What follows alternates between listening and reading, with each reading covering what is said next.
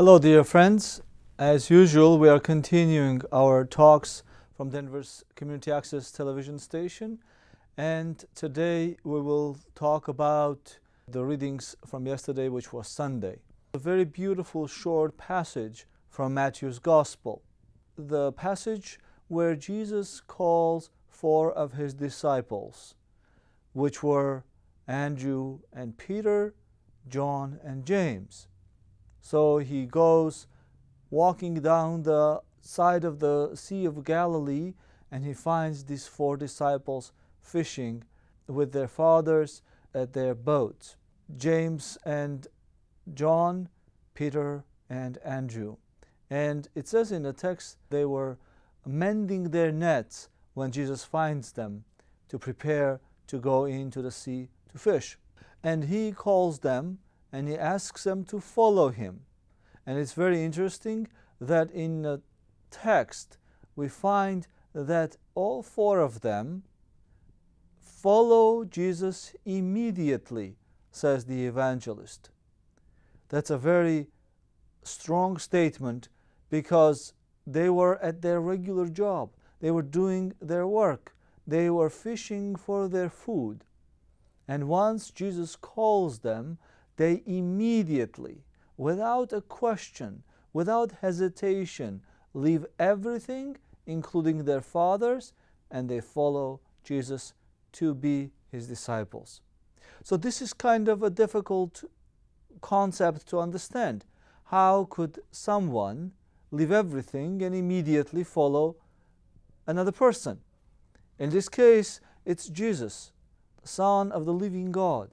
It is the incarnate Logos, as John the evangelist proclaims, that they are following. But however, how could this immediacy occur in a regular conditions?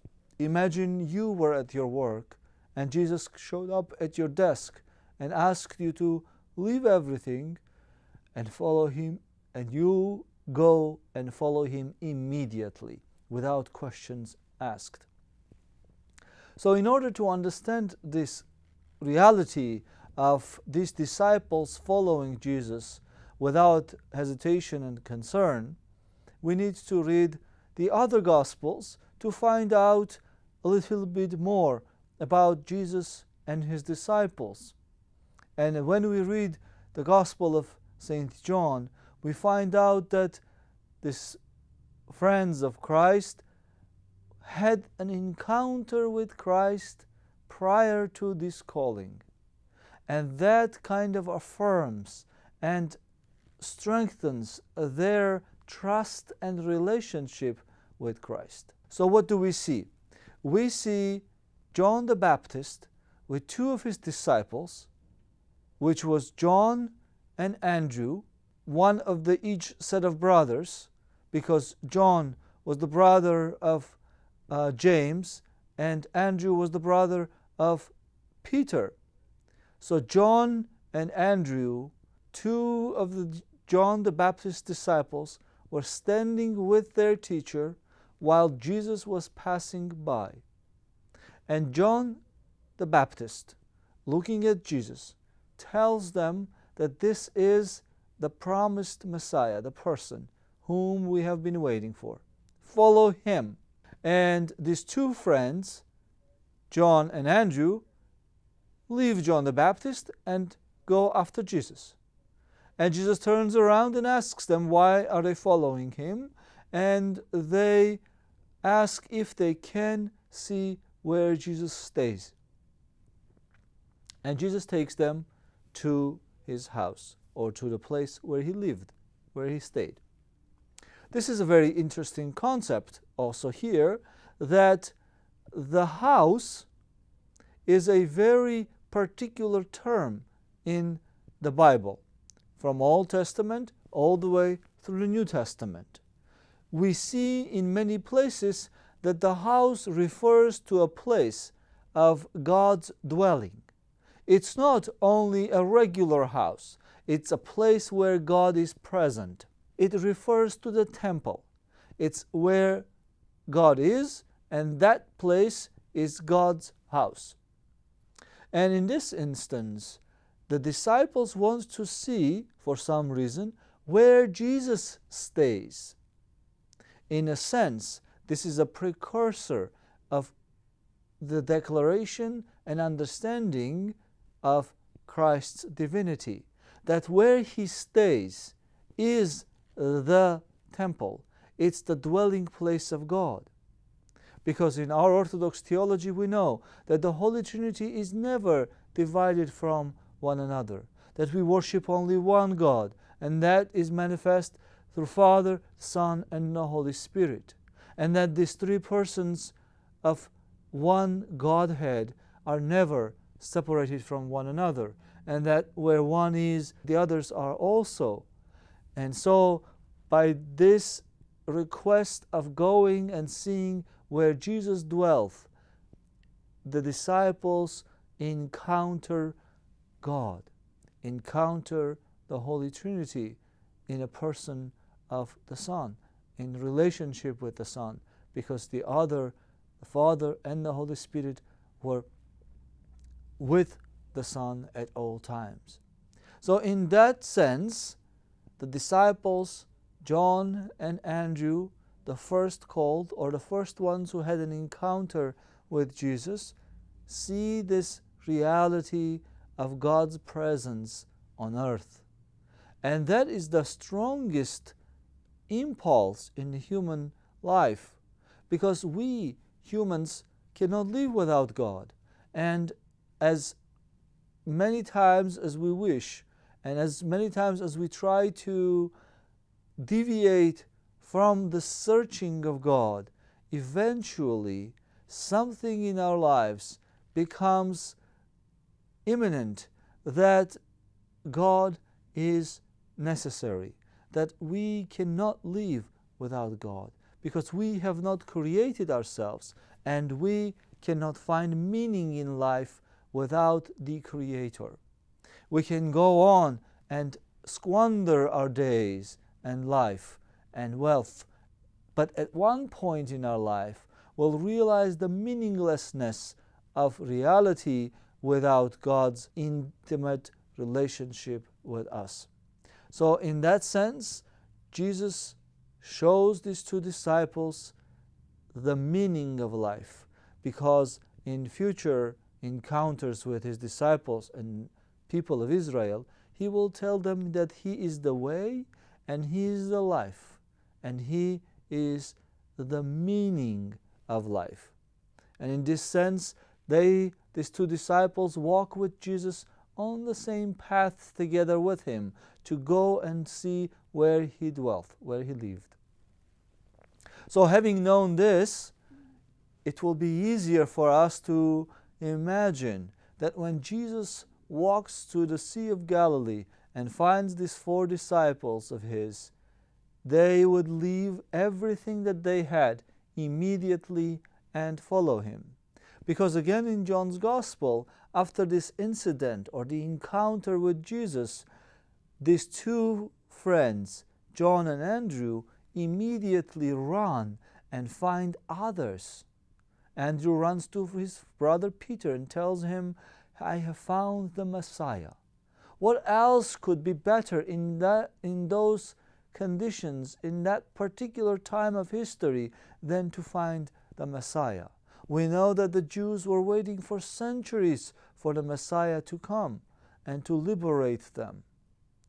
Perhaps they had the wrong understanding of who Messiah was, and what kind of liberation was Messiah to bring to the Jewish nation and to all of humanity, in this sense, that they did not consider that the Messiah came not only for one particular nation, but that through that particular nation the Messiah was to come for the entire humanity. And that is revealed in Matthew's Gospel, that Jesus, calling these four friends, two brothers in one boat and two brothers in another boat, he tells them, "Come and follow me, because I will make you fishers of men." Now let us talk about the fact that if Jesus had called them earlier, and John the evangelist witnesses about this, by telling about Andrew and John being John's disciples, John the Baptist's disciples, and following Christ. Now they were not with Jesus, and Jesus comes and calls them again. And that was the fulfillment of the prophecy spoken by Job. Job had talked about God calling humans once and God calling us humans again. So Jesus had kind of started his relationship with these two friends, John and Andrew, and through them with Peter and James and Philip and Nathaniel. And then he had started his kind of pre-ministerial walks through Israel. He had gone to Cana of Galilee and he had changed the water into wine. He had gone into the temple and had cleansed the temple to remind them about his messianic goal and his messianic mission in this world. That the disciples later remembered that there was a prophecy that said that the zeal of your house will consume me. That with this zeal he went and found money changers and sellers and buyers inside of the temple. And he cleansed the temple, saying that you have turned my father's house into the den of thieves. Get out of here. Let the dwelling place of God belong to those who are seeking for God, not for mammon. And so in this situation where Jesus has not started his ministry yet, he goes around with his disciples and does these things that kind of indicate who he was. He tells them and shows them that he can, by the power of God, by the creative energies that he has, can turn the water into wine. That because all of this is creation, that he has the authority to cleanse the temple because that is his dwelling place. That is where God's house is called to be. That's where in the Holy of Holies God always shone, and that was the sign that God was with the Israelites. And so all these things happened before Jesus came to the Sea of Galilee and found these 4 disciples. But again, what I said earlier, how is it that after all this happened, all these miraculous things, all these brave things that Jesus did with his disciples, in the presence of his disciples, now these 4 were at the sea fishing. Look at the Gospel of Matthew and see what Matthew says right before this event happens. And that is that John the Baptist had been arrested. There is a great link here between Jesus' disciples who were fishing at the Sea of Galilee and John the Baptist. As I said a few minutes earlier, that in John's Gospel, Jesus had found these 2 disciples, John and Andrew, where John was still alive and he was guiding them as their teacher. And he was the one who directed them towards Jesus, saying, "Go and follow him." So there is a great change in reality between the time described in John's Gospel, where Jesus meets these 2 friends and their brothers and their friends also, and he kind of collects these few men around him, and he goes on to Cana of Galilee, change the water into wine and go into the temple and cleanse it. And at the time when he comes to the Sea of Galilee, John the Baptist had been arrested and perhaps even beheaded at that time, because this could cause a lot of stress and anxiety among his disciples, 2 of which we find at the Sea of Galilee fishing. And that is quite normal, that people like this, simple people, fishermen, who had received this amazing call, or who have been directed by their devout teacher, a friend of theirs, this ascetic, strong man, John the Baptist, to go and follow the Messiah, with perhaps a prophetic call, a prophetic voice, because John knew that it was time for him to descend, because Jesus was ascending. And that was the prophecy of Isaiah, that the valleys will rise and the mountains will go down. And in this environment, John is the mountain and Jesus is the valley, because John was very, very famous. He was the son of the high priest who had been martyred when people were looking for the baby, newborn baby, the Messiah. And at that time, John the Baptist's father had been martyred, but nonetheless, John was still revered and respected as the son of the high priest. And Jesus came from a very simple environment. His mother, Mother of God, Mary, was a just simple girl. And Joseph, who took Mary under his protection before and after Jesus' birth, also was coming from a simple environment. He was simply carpenter. Although by their generations, by their genealogy, they both came from David's family. So they had this line of generations that connected them to the greatest of the kings in the history of Israel. But at that time, they were in a simple environment. They lived a simple life. They were not famous as John the Baptist's father was. And therefore, the prophecy about the valleys going up and the mountains going down comes to be fulfilled in that sense, that Jesus, coming from a very simple heritage, is going to rise and he is going to start his messianic ministry.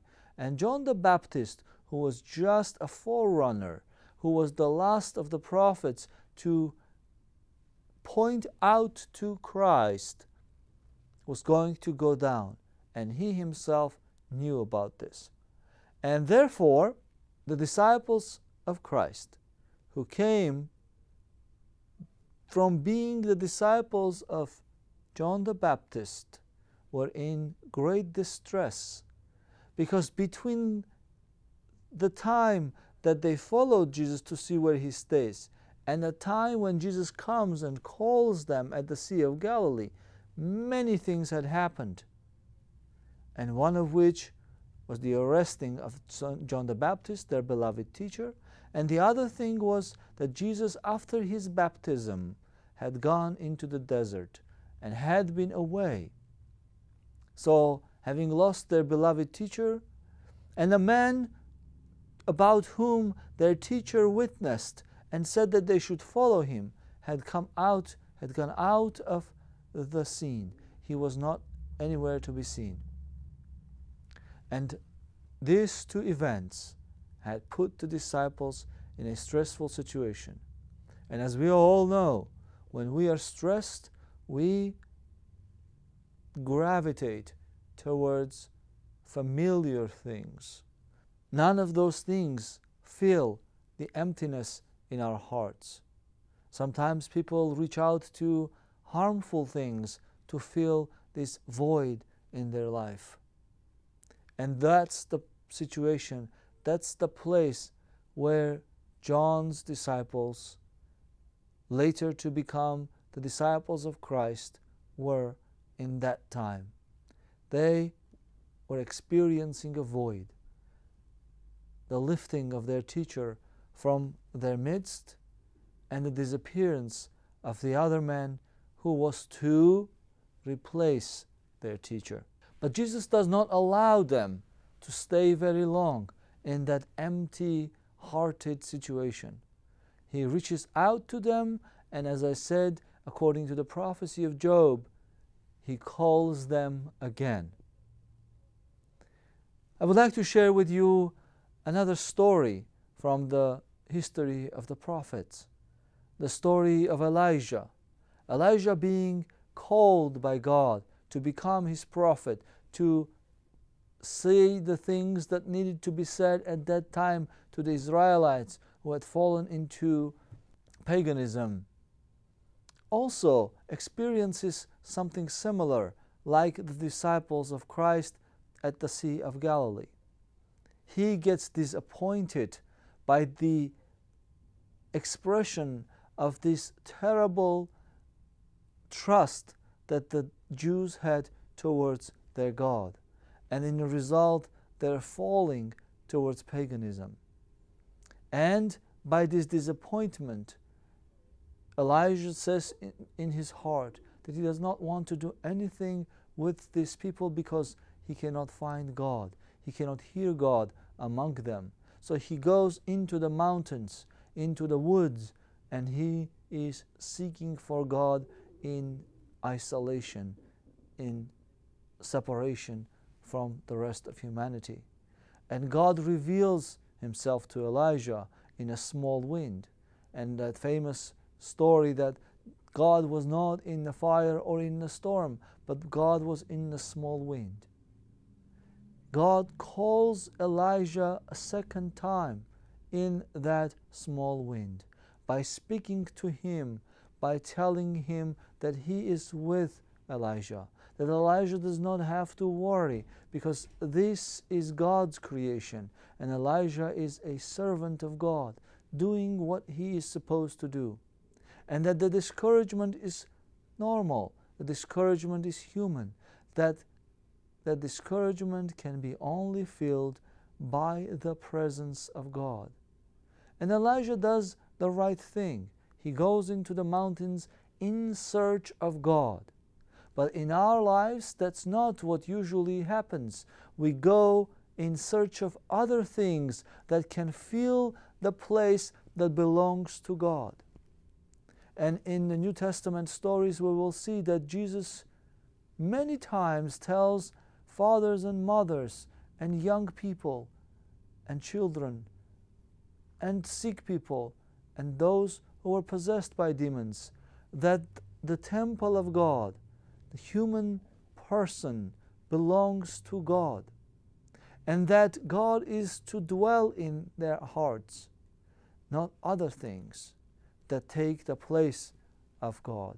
And the cleansing of the temple right before his ministry begins is kind of the symbolism of what God wants from us. That when God is not present, or we don't feel God's presence, or we don't see him, or we don't hear him, we are not to fill his temple with money changers and people who were buying and selling doves and sheep. But we are to call God to dwell in our hearts, in the temple of our bodies, in the temple that Jesus cleans was experiencing the same exact problem that his disciples at the Sea of Galilee, because they had gone to their accustomed form of life. They had gone fishing. And Jesus does not allow them, does not let them to go down the hill. He catches them and he calls them again. Our church fathers say that Jesus even promises something to them because fishing was very dear to their heart. When he calls them, he does not tell them simply follow me into the unknown, simply follow me without any idea why you are following me. And he tells them, follow me because I will make you fishers of men.